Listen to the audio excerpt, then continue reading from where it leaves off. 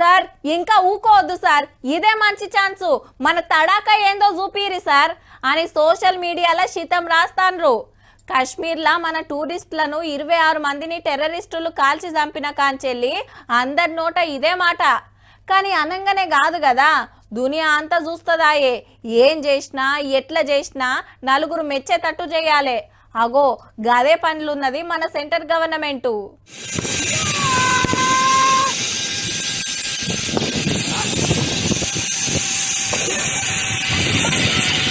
ఈ అన్న సంబురంగా తాడుతోటి గాలి తిరుగుతుంటే కింద తుపాకులతోటి తుట్ట గాల్చి పాడైతాండ్రు బద్మాసి గాళ్ళు.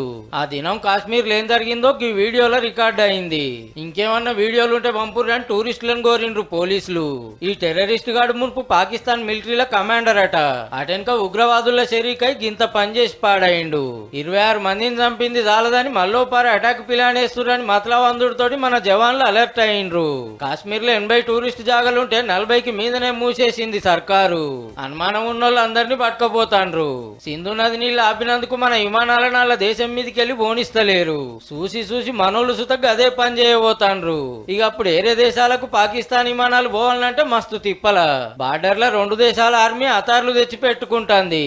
ప్రధానమంత్రి మోడీ సారు రక్షణ శాఖ మంత్రి రాజ్నాథ్ సింగ్ సార్ తోటి ఇప్పటికే 2 మాటల మీటింగ్ పెడితే ఇవాళ ఆర్మీ ఆఫీసర్లు కూర్చున్నారు ఏం చేద్దామనే దాని మీద. అటు సెంట్రల్ పోలీస్ మంత్రి అమిత్ షా సార్ కూడా చర్చలు చేసిండు ఆర్మీ ఆఫీసర్లతోటి. ఇంకో దిక్కు 2 దేశాల హీరోలకు ఆటగాళ్లకు నడుమ లొల్లి నడుస్తుంది సోషల్ మీడియాలో. ఆంధ్ర చిన్న సీఎం పవన్ కళ్యాణ్ సార్ గిట్లా అన్నాడు, ఇక్కడోళ్ళు కొందరు అక్కడోళ్ళకు సపోర్ట్ చేస్తుర్రని. భారతదేశంలో కూర్చో మీరు పాకిస్తాన్ ప్రేమిస్తుంటారు. మొన్న కొంతమంది నాయకులు డిబేట్ లో మాట్లాడుతుంటే చూస్తున్నాను. మీరు పాకిస్తాన్ అంత ప్రేమిస్తే దయచేసి పాకిస్తాన్కి వెళ్ళిపోండి, ఇక్కడ ఎందుకు.